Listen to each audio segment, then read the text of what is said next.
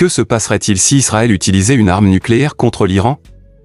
Imaginez, une arme nucléaire frappant une ville comme Téhéran ou un site stratégique tel que les installations nucléaires de Natanz. En quelques secondes, une ville disparaît, engloutie par le feu et la poussière. Des centaines de milliers de vies sont anéanties. Le ciel s'assombrit sous un nuage de radiation. Et dans le silence qui suit, ce n'est pas seulement la Terre qui est brisée, mais l'illusion de sécurité qui avait tenu le monde depuis Hiroshima.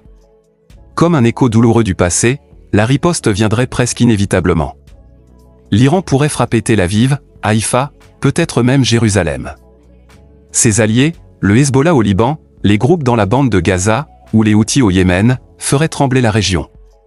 Le Moyen-Orient redeviendrait un champ de bataille où la peur et la perte s'étendent comme un voile sombre.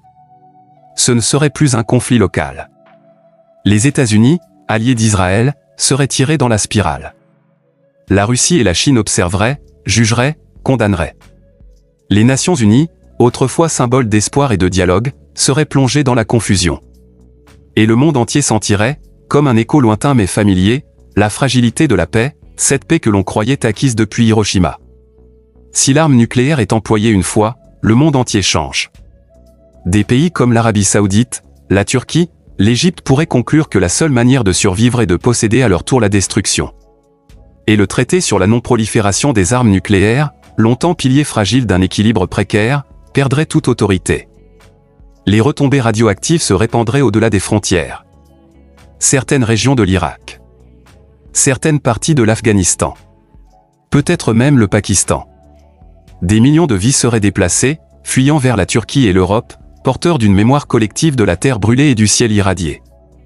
Une frappe nucléaire au Moyen-Orient ne serait pas seulement un événement militaire, elle serait un rappel sombre de notre histoire, un rappel que l'humanité est toujours fragile, que la mémoire des horreurs passées n'empêche pas le futur de vaciller. Et alors qu'on contemple les cartes, les frontières, les villes et les peuples, une question se fait entendre comme un souffle nostalgique. Après Hiroshima et Nagasaki, après des décennies de promesses de paix, sommes-nous vraiment sûrs que le monde n'a pas oublié, que l'ombre nucléaire est toujours là, prête à renaître?